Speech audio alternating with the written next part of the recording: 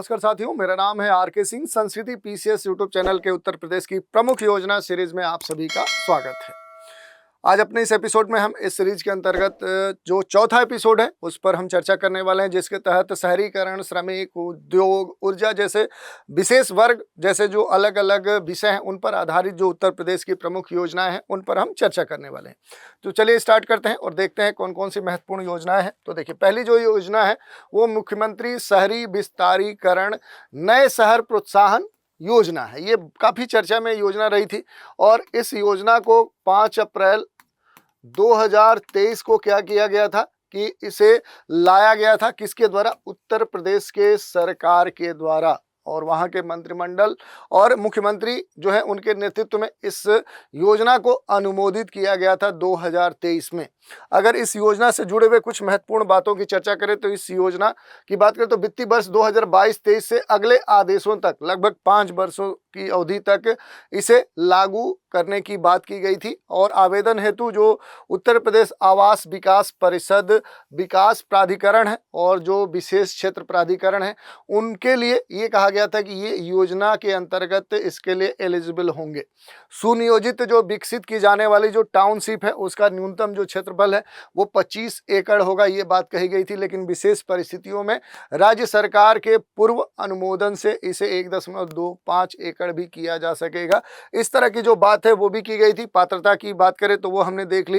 राज्य सरकार से मिलने वाली जो वित्तीय सहायता है वो ब्याज रहित होने से प्राधिकरण परिषद के भवन जो भूखंड है उसको विकसित करने की जो लागत है वो घटेगी, इस तरह की बात कही गई थी। तो ये आपने देख लिया।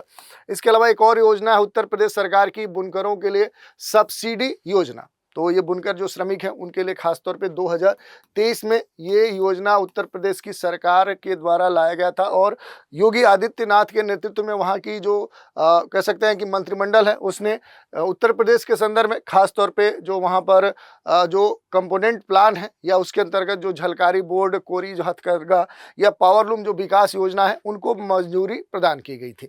इस योजना से जुड़े हुए जो भी महत्वपूर्ण तथ्य है उनकी अगर बात करें तो ये जो योजना है ये मूल रूप से जो हथकरघा और पावरलूम जो क्षेत्र है उसके उत्पादन में निरंतर योगदान देने वाले अथवा इस क्षेत्र में स्वयं रोजगार स्थापित करने वाले जो भी इच्छुक संपूर्ण उत्तर प्रदेश के अनुसूचित जाति के जो हथकरघा और जो पावरलूम बुनकर हैं उनके लिए खास तौर पे ये सरकार के द्वारा लाई गई है। तो किसे लक्षित किया गया था वो हमने देख लिया। और इसी खास तौर पे देखें तो मंत्रिमंडल के द्वारा जो मुख्यमंत्री हैंडलूम और जो पावरलूम उद्योग विकास योजना है उसको भी इसी के तहत मंजूरी प्रदान की गई थी। और दोनों योजनाओं की जो अवधि है वो 5 वर्ष होगी, यानी 2023 से लागू की गई है, 2028 तक ये चलेंगी।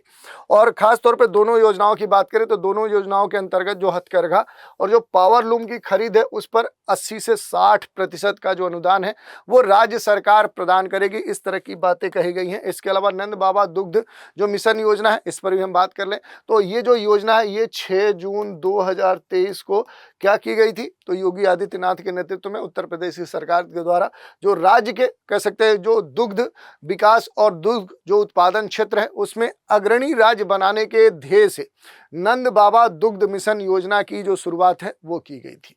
इस योजना के तहत देखें तो खास तौर पे ये कहा गया कि 1000 करोड़ रुपए का आवंटन किया गया है और इस योजना में दूध से जुड़े हुए जो भी उत्पाद हैं, जो डेयरी सहकारी समितियां हैं उनके माध्यम से गांव में जो उचित मूल्य है उस मूल्य पर दूध बेचने की जो सुविधा है वो प्रदान करने के लिए ये योजना शुरू की गई थी। और इस मिशन के तहत देखें तो उत्पादकों के गांव में ही जो दूध बिक्री है उसकी सुविधा हेतु डेयरी जो किसान है और जो उत्पादक संगठन है उनको स्थापित करने का जो प्रयास है वो करने का प्रयास किया गया, यानी डेयरी जो एफपीओ हैं वो यहीं पर स्थापित किए जाएंगे।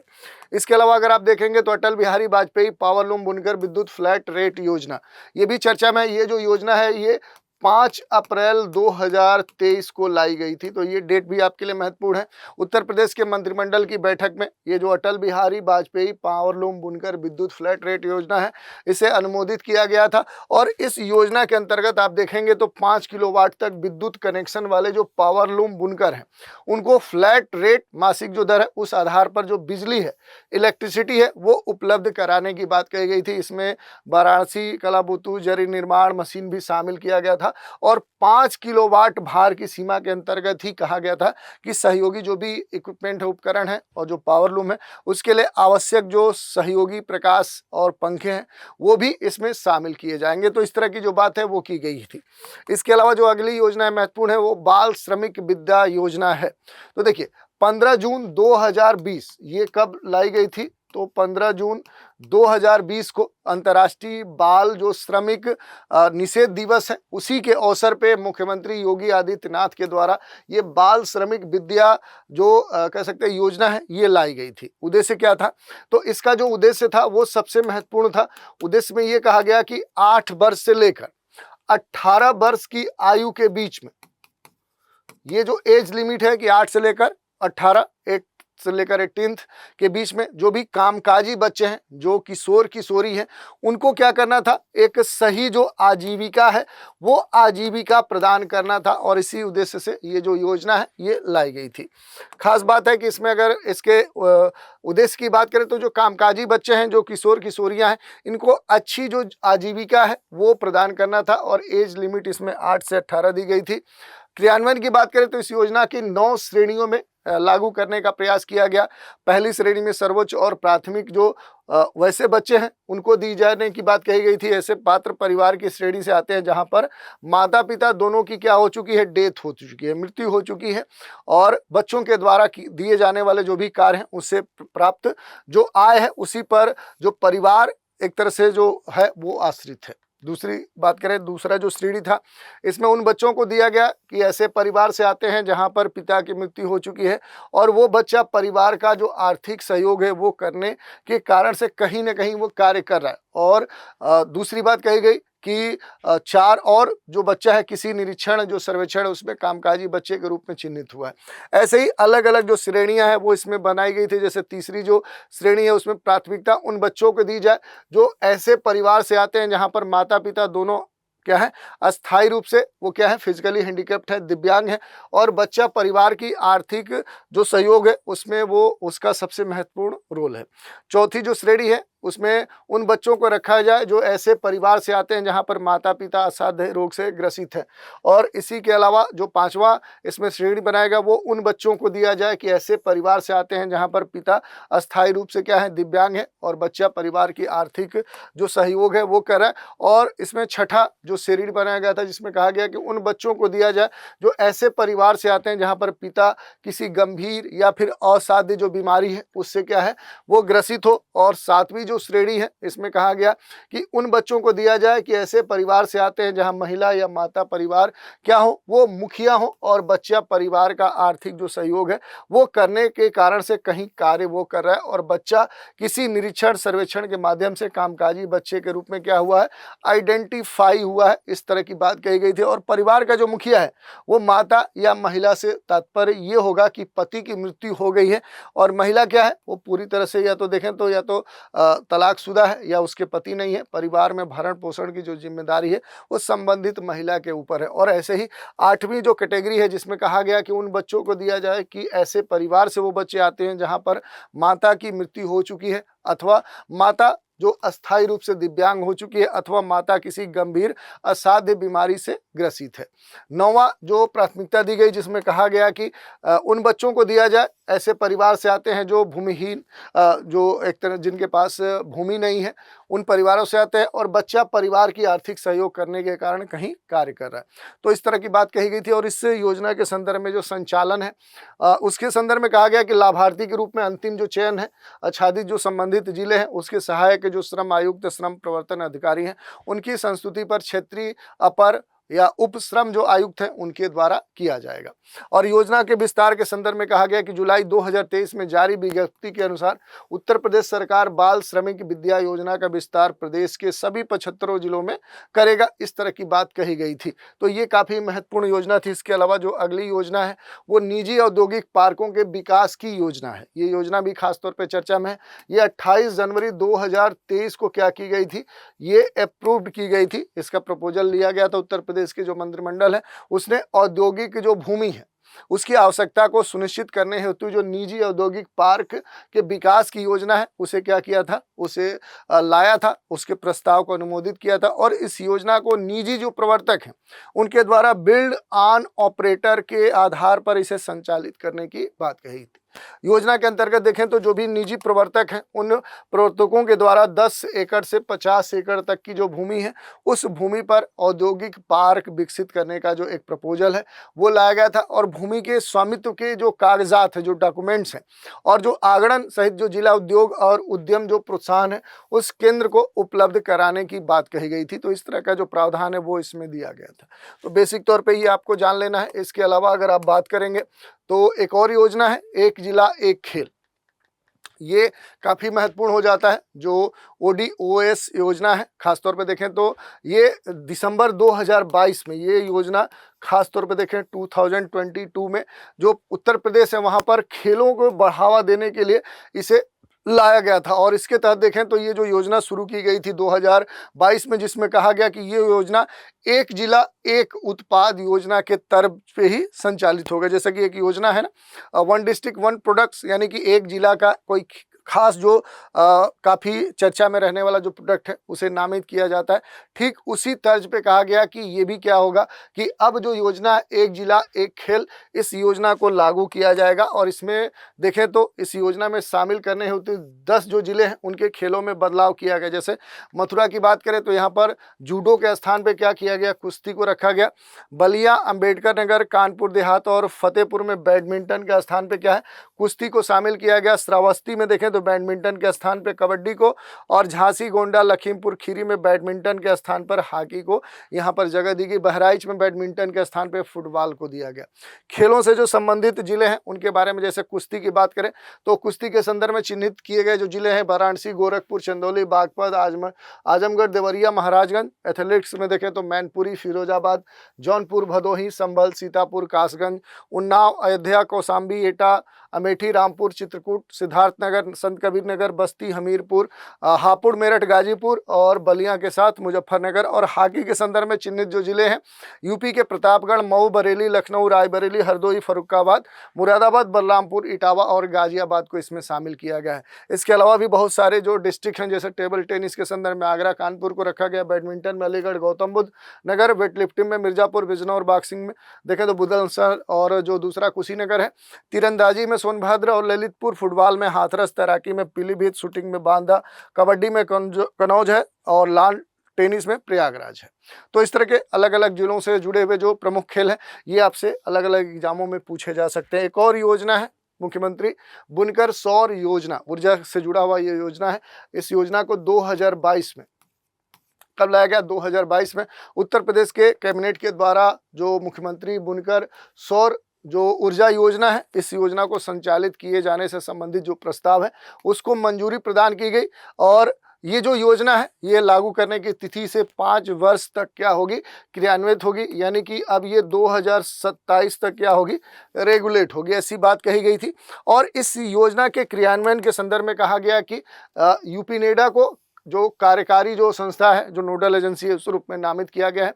और योजना के अंतर्गत सरकार सामान्य जो पावर लूम बुनकर है उनको सोलर प्लांट की कुल लागत का 50% जो शासकीय अनुदान है वो प्रदान करेगी। लागत में संयंत्र की जो लागत है उस लागत के साथ यूपी नेडा ने लगभग देखें तो 3% की जो आनुषंगिक जो आय है, जो GST है, वो भी इसमें शामिल किया। तो इस तरह की जो बातें हैं वो की गई हैं। एक और महत्वपूर्ण योजना है उसको हम देख लेते हैं, उत्तर प्रदेश की मुख्यमंत्री बाल सेवा योजना। ये जो योजना है ये 2021 में क्या की गई थी, अप्रूवल इसे दिया गया था और राज्य सरकार यूपी के द्वारा इसे लाया गया था। इस योजना के माध्यम से उन सभी बच्चों को मदद करने का प्रयास किया गया जिनके माता पिता की मृत्यु किससे हो गई थी, जो कोरोना पैंडेमिक काल था, जो कोरोना एक समय था, उस समय या उस कारण से हुआ था। तो उद्देश्य इसका यही था कि जो भी कोविड-19 है उस महामारी के कारण निराश्रित हुए जो बच्चे हैं, जिनके गार्जियंस, उनके पेरेंट्स मारे गए हैं, तो इसकी व्यवस्था के साथ जो शिक्षा है, सुरक्षा है वो प्रदान करना था ऐसे बच्चों के लिए। और इस योजना में देखेंगे तो इस योजना का जो लाभ है वो उन बच्चों को प्राप्त होगा जो उत्तर प्रदेश की मूल निवासी हैं तथा जिनके माता पिता या पिता या विधिक जो अभिभावक हैं वो आय अर्जित करने वाले अभिभावकों की जो मृत्यु है वो कोविड-19 के संक्रमण के कारण हुई है, मार्च 2020 के बाद हुई है। तो डेडलाइन भी दे दी गई है और इस योजना के अंतर्गत 0 से लेकर 18 वर्ष की आयु वर्ग के जो बच्चे हैं उनको उत्तर प्रदेश के मूल निवासी और यहाँ का पात्रता निर्धारित किया गया था कि उन्हें इसके तहत शामिल किया गया है। और इस योजना के तहत सरकार बच्चे के वयस्क होने तक उनके अभिभावक देखभाल करता है, उनको प्रति माह 4,000 रुपये की जो वित्तीय सहायता है वो प्रदान करेगी, इस तरह की बात कही गई थी। इस योजना के तहत देखें तो परिवार की जो वार्षिक आय सीमा है वो मूलतः 2 लाख रुपये निर्धारित की गई थी, जिसे जून 2021 से बढ़ाकर इसे कितना कर दिया गया, तो इसे 3 लाख कर दिया गया। इसके साथ ही बच्चे की जो माँ है उसके जीवित होने पर जो भी निराश्रित महिला है उसको पेंशन और अन्य जो पात्र योजना है उसका भी लाभ प्राप्त होगा, ऐसा इसमें जोड़ा गया था। और 10 वर्ष से कम उम्र के ऐसे बच्चे जिनका कोई अभिभावक या परिवार नहीं है, ऐसे सभी बच्चों को प्रदेश सरकार के द्वारा भारत सरकार की सहायता से और अपने संसाधनों से संचालित राज्य की जो बाल गृह है उसमें देख रेख के अंतर्गत इन्हें रखा जाएगा, इस तरह की बात कही गई थी। इसके अलावा अगर देखेंगे तो अनाथ हुए जो बच्चे हैं, बच्चियां हैं, उनको भारत सरकार के द्वारा संचालित जो कस्तूरबा गांधी बालिका जो विद्यालय है, जो आवासीय विद्यालय होते हैं, राज्य की जो बाल गृह है, अटल जो आवासीय विद्यालय है, उनमें कक्षा 12 तक पूरी तरह से फ्री जो एजुकेशन है वो देने की व्यवस्था इस योजना के तहत की गई थी। और जो भी निराश्रित जो बालिकाएं हैं उनको 18 वर्ष की आयु के पश्चात शादी हेतु प्रदेश सरकार की तरफ से देखें तो खास तौर पे 1 लाख रुपए प्रदान करने की भी बात इस योजना में शामिल की गई थी। उच्चतर माध्यमिक और व्यावसायिक जो शिक्षा ग्रहण है वो कर रहे 18 वर्ष की आयु तक के जो बच्चे हैं उनको टैबलेट, लैपटॉप वितरित करने का भी इस योजना में कह सकते हैं कि प्रावधान किया गया था। और बच्चों की जो चल अचल संपत्तियां हैं उनकी भी सुरक्षा का जो जिम्मेदारी है वो राज्य सरकार निभाएगी। तो ये योजना काफ़ी महत्वपूर्ण है। इसके अलावा एक और योजना है मुख्यमंत्री कन्या सुमंगला योजना। लिंग असमानता को समाप्त करने के लिए बालिकाओं को विकास के अवसर प्रदान करने के साथ ही इस उद्देश्य के साथ जो उत्तर प्रदेश की सरकार है इसने 2019-20 में क्या किया था, इस योजना को लाया था, मुख्यमंत्री कन्या सुमंगला योजना, इसकी घोषणा की थी। और 25 अक्टूबर 2019 को उत्तर प्रदेश की सरकार के द्वारा इसका पूरा इनॉग्रेशन किया गया और 2019 से इसे लागू भी कर दिया गया, ताकि ये जो योजना है ये बालिकाओं के प्रति जो समाज है, समाज और परिवार में व्याप्त जो एक भेदभाव है उसको कम करने का प्रयास कर सके। तो बालिकाओं को मूल रूप से देखेंगे तो जो सामाजिक सुरक्षा है वो सुरक्षा प्रदान करने के साथ विकास हेतु जो नए अवसर हैं वो प्रदान किया जा सके, इस उद्देश्य से ये योजना स्टार्ट की गई थी। लाभार्थियों की बात करें तो उत्तर प्रदेश राज्य का अस्थायी निवासी जो परिवार है वो इसका लाभ ले सकता है। परिवार की वार्षिक आय जो है वो 3 लाख रुपए होनी रखी गई है और लाभार्थी के परिवार में अधिकतम 2 ही बच्चे होने चाहिए। एक परिवार में अधिकतम 2 ही बच्चियों का योजनाओं का लाभ ले सकती हैं। और यदि लाभार्थी का परिवार की पहली संतान बालिका है तथा दूसरे प्रसव से 2 जुड़वा बालिकाएं ही होती हैं तो तीनों बालिकाओं को इस योजना का पात्र माना जाएगा। तो इस तरह की बातें इसमें जोड़ी गई थी और इससे जुड़े हुए जो भी महत्वपूर्ण जो प्रावधान है उनको भी देख सकते हैं। जैसे अगस्त 2023 में जो सीएम है योगी आदित्यनाथ, उन्होंने मुख्यमंत्री कन्या सुमंगला योजना के तहत जो भी उपलब्ध कराई जा रही जो 15,000 रुपये की धनराशि है उसको वित्तीय वर्ष 2024-25 में बढ़ाकर इसमें 10,000 की अतिरिक्त राशि बढ़ाई गई और अभी ये 25,000 किए जाने की जो घोषणा है वो भी कर दी गई है।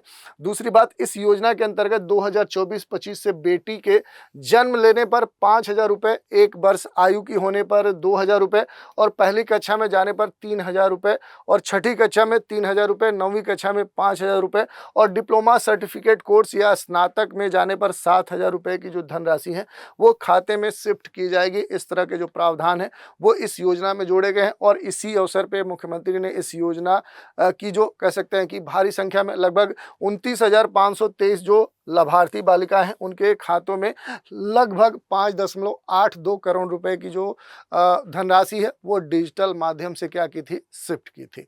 तो इस तरह से हम देख सकते हैं। खास बात यह है कि ये जो योजना है ये उत्तर प्रदेश के सरकार के द्वारा उठाया गया जो कदम है वास्तव में एक बड़ी आबादी को प्रोत्साहित करेगा। साथ ही इस योजना से बाल विवाह जैसी जो कुप्रथा है उसको कम करने में भी हेल्प मिल सकती है।